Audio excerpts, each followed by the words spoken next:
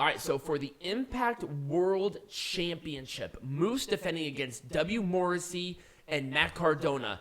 The rivalry was awesome. The match was great. And I'm a little bit confused about the finish. Why was Cardona the one that ate the pin? I don't know. Because he was the main focus of the rivalry. Right. Even though I chose Morrissey, if Moose was going to win, I thought Morrissey was going to take the pin.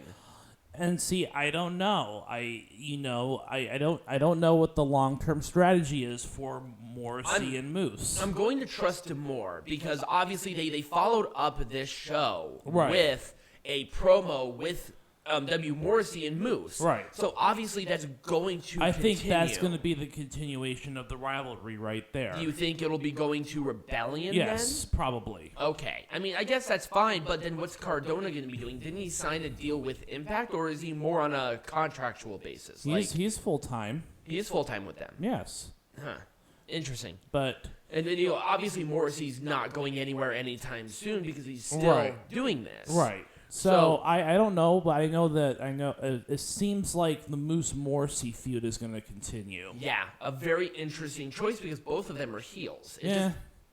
Well, really, really, I will say this one was probably one of the stranger booking decisions for me personally. Yeah, but it is what it is. It was still a good match. Moose is still champion. It was a good match. Great story going into it. I was overall happy. Just some holes, which we'll kind of poke into when we make this shit majestic again. Right.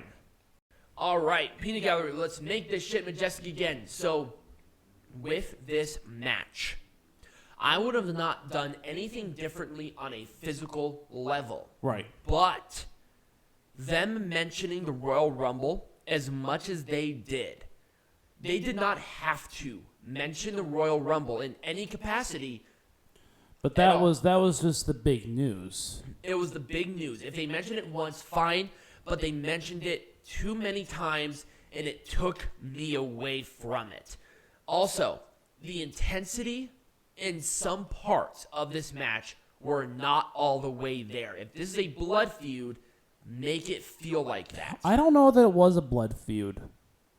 Well, now keep in mind, Mickie James beat Deonna Purrazzo for the championship in that historic reign. So in a way, it was a blood feud. We were there live when that happened. Right.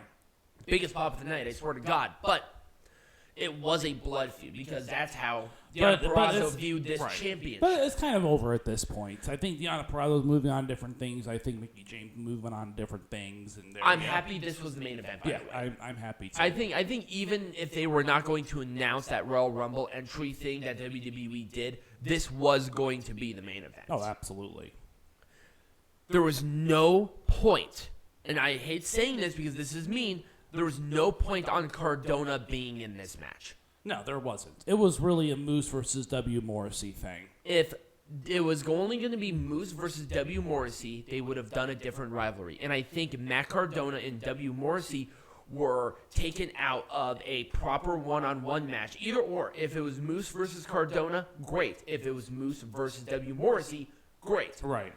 A three-way match in this just felt a little off to me. It did. It was kind of that third wheel situation. Right. Also, Cardona was the main focus of this rivalry where people were really backing him, and they still were during the show. Yeah. But him eating the pin after everything that happened and how they built it was the wrong decision. I don't know. I don't think they had a choice. Because they booked themselves into a corner by having this three-way.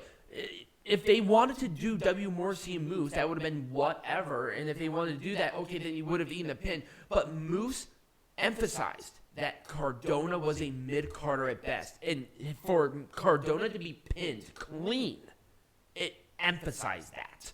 Well, that just makes Moose all the more powerful looking. Right. No, it made him look right. Cardona did not feel like a main eventer in this. Because it was a three-way. Exactly. It shouldn't have been a three-way in the first place. Yeah. They booked themselves into a corner, and they made the wrong choice on how this match ended. Yeah. That's just is what it is. If they were going to do where Cardona ate the pin, I would have done like a chair shot or a bell shot or something like, a cheat thing, you know? That would have been that at least would have saved where Cardona could have theoretically have won that, or it was by fluke. Right. Too many people. Yep, too many people in this match. There was no. If it was just Violent by Design taking on Heath, Rhino, and Eddie Edwards, that would have made this match infinitely better. Yeah. Just in general. Oh, yeah. The Good Brothers versus Rich Swann and Willie Mack should have been a totally separate match. They were shoehorned in there to get those guys on the card. Right. That's pretty much it. It was stupid. Yeah. And there was no reason for it because guess what? There was just too many people. The Heath Rhino Violent by Design thing was the hardcore match that this should have been. Right. And Eddie Edwards being put in there, if they want to do that just to have the balancing effect out, fine. Because Eddie Edwards is the hardcore guy. Right. But the other two teams, no reason for it. You had plenty of time to have a TNA or an Impact World Tag Team Championship match. No, absolutely. It just didn't happen. Stupid. Yeah. Just absolutely stupid. Yeah. This was awesome. Yeah, I wouldn't have done anything different from the debut of Jonah to the match itself structurally and where everybody looked good after. Right. And again, this is part of the redemption arc for Josh Alexander. Right. And that is why Jonah was a big guy going in there. Right. He was a formidable wall in the way of the redemption. And he had to overcome and now it's going to be the Charlie Haas arc, which is fine.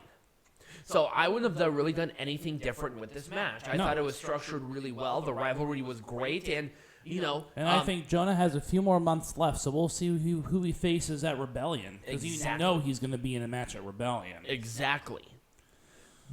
So I would not have changed a thing. I wouldn't have changed a thing with it. I may have wanted to have Jonathan Gresham maybe do something with Impact a little bit more before the show itself, because it just felt like a cold title match to me. It pretty much was, And it was good structurally. I wouldn't have done anything different inside of that, but I really wish they would have built a story around, hey, let's up the ante. Let's make it pure rules. We didn't know it was pure rules until the match started. Right. If it was pure rules, that's what makes it important. Right. It was just, there were just some story aspects with this that could have been done better. A little bit better, absolutely. Right. So that was just kind of the only thing for me as it relates to that. I wouldn't have done anything different with this in every single way, shape, or form, including the winner. Right. Because Steve Maclin is now even more pissed off than he was before. What's his next move? Maybe as soon as Charlie Haas's match is done, it's going to be Maclin versus Alexander. Or maybe he goes after a different championship, takes advantage of that. He's pissed. He's a pissed off gentleman. I think him going after Josh Alexander would actually be the next really good match for Rebellion, because obviously they're going to do Moose versus Morrissey. Let's do a number one contenders match between Maclin and Alexander. Why? Because both Why? of them Maclin lost. Maclin's just a pissed off redneck now. Well, what other title can he go for? The digital media champion has to step down. The only other title. No, that's not. Why do you think that's a step down necessarily? Because the only time that this title has actually been defended, it has not been defended on pay-per-view yet. It's been defended on pre-shows and stuff on social media. So how can you sit there and say that it's not a step down? It's kind of a step down. I'm just saying that's a perfect way for him to go about getting a title if he wants to, because he's a pissed off guy. He was going to take advantage of something, and maybe he wins the belt and puts it on the line every single week or something like that. That at least builds the credibility of that belt, but also that there's going to be a development on a good match. Right. But that's the point. The point is that now he's pissed off. He doesn't deserve number one contender. He deserves none of that. He lost the match fair and square, and now he's just pissed off, and he is going to look for a way to get gold around his waist. That's my point. Okay. He does not need to be a number one contenders match for the world title. Okay. Here's the thing. We need a few more of these types of matches for these women to be more comfortable. I think that starting with 6 people was the wrong decision. Yep. They should have started with like 3 or 4. Right, because we've seen that before. Right. That would have been fine. Like a 6-person thing to determine it, because now you're just adding people. Well, for no again, reason. they're not comfortable with the Ultimate X. You could tell. Why do you have the max number of people that can be in this match for the first one? Right. Have like 3 or 4 of them instead of 6. I think that would have actually put a benefit onto the match itself. Have like Jordynne Grace, Tasha Steelz, because they're the ones who brought it up, and maybe Chelsea Green. Right. I mean, the other one's like, okay, Rosemary's been with the tag. Lady Frost just debuted, and Alisha Edwards has not been on TV. Why did they get that opportunity? Right. At least Jordynne Grace is a champion right. in some way, shape, or form. Tasha Steelz helped not only get the match off the ground, but she's been on TV constantly, and Chelsea Green has been wrestling constantly and winning matches. Right. That would have been fun, and I think that would have actually added to the match. Right, because then the spots could have been a little higher quality. Right. But anyways, a couple of other things. The ROH Invasion. What are your thoughts on that? I believe if they I don't know how much follow-up there's going to be on this. I mean, I understand why they're doing it, but I need some. They haven't done a lot of. Have they done a lot of follow-up with this? Yes, they have. Okay. They have attacked. They attacked on last week's Impact. They attacked D'Lo. Okay. They had a couple of other involvements, including in the main event. Right. But my problem is that the people that they chose was a bit different.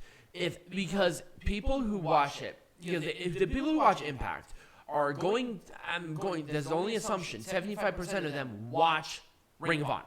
It's almost the same fan base. Okay. And the fact that they had Taven and Vincent, who had that huge blood rivalry, now standing shoulder to shoulder like nothing fucking happened, is the How long ago was that blood feud? It was, the number one contendership changed hands, I think, like 2 weeks before Final Battle. So it was still fairly fresh. This was a recent. Okay. It's still fairly fresh, but also they had a big blood feud. Right. This was not just a small blood feud, and also they're keeping the same sort of gimmicks without any sort of synergy. Right. It kind of feels like It kind of feels like they're. Yeah, it kind of feels like, oh god, what was that team called? It was Bo Dallas. It was Bo Dallas, Adam Rose, Heath Slater, and Curtis Axel. What were they? I don't remember that. Social Outcasts. Oh, there we go. They were the social. I feel like they're the social outcasts. Right. And that's how not what you should feel like as it relates to this. Right. Have them maybe wear like a T-shirt or some innuendo where they have like something, a color synergy. right? Something that brings them together. Other one. Your thoughts on Tom Phillips? Whatever his name is. No longer slave name being a part of the show. He replaced Matt Striker. Matt Striker's firing, I don't understand it because I thought he was doing fine. Yeah. Do you believe a 3-person would have worked? No, there can only be 2 in that. D'Lo Brown is just fine. Yeah, he's fine. He's fine doing the color commentary. It's obviously a decision that they made, but I feel like they did that a little unceremoniously to Striker. I don't think it was either a good or a bad thing. Now I can see some positives. I can also see some negatives. I just don't know. I mean, Striker's tweet kind of gave me the impression that they just fired him, and my thing was, why? Maybe it wasn't all Impact decision making because they are still owned by Anthem. That's true. But anyways, that was another new development. I can't think of anything else that happened. Not particularly off the top of my head, other than I was going to want to talk about the orientation of the match because I wouldn't have done anything differently with this. Oh, yeah, no. Because in the general overall thing of the show, this Hard to Kill was a perfect example on how to structure the orientation of matches, which is very important for people's interest to stay with the show. You don't want to burn them out too quickly, but you don't want technical wrestling to start off the show because they'll get them bored. Right. Therefore, every 2 matches, they had a slower paced match structurally. So they had first the Ring of Honor World Championship match, the Ring of Honor World Championship match. They had a couple of matches. Then they had the Hardcore War, where basically there wasn't a lot of technical wrestling. It was just hit somebody over the head or put them through a table. Right. There wasn't. It was a perfect melding of those two aspects. It keeps your interest up. Right. Okay. So next week, I don't know when when is the Terminus event? I do not know. I can look it up really quick here if my shit wants to. Because actually, I had that pulled up a little bit before. I don't think it's actually anytime soon. I thought it was like later this month.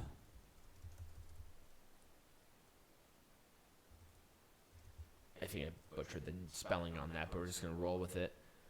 Wikipedia, work with me today. They're not going to. I don't think it exists. You don't think? I don't think there's a page for it. Okay, I will double check on that. I think it's next week. I think it's on the 16th. I could be wrong. Anyways, we're gonna cover that if that's being covered. If not, then today's the 16th. I think it's the 23rd. Anyways, so So we'll cover that if that is indeed a part of next week. If not, we'll have a topic. It's TBD. Right. Because there's no other pay-per-view. So anyways, that's kind of all we got. Anything else we need to go over before we... other than follow us on all of our social medias, become a patron. Yes, we'll let you know ahead of time on what the next thing is. I think I know what we're going to do if we don't have a pay-per-view. Yeah. But other than that, we're good. And as always, be majestic.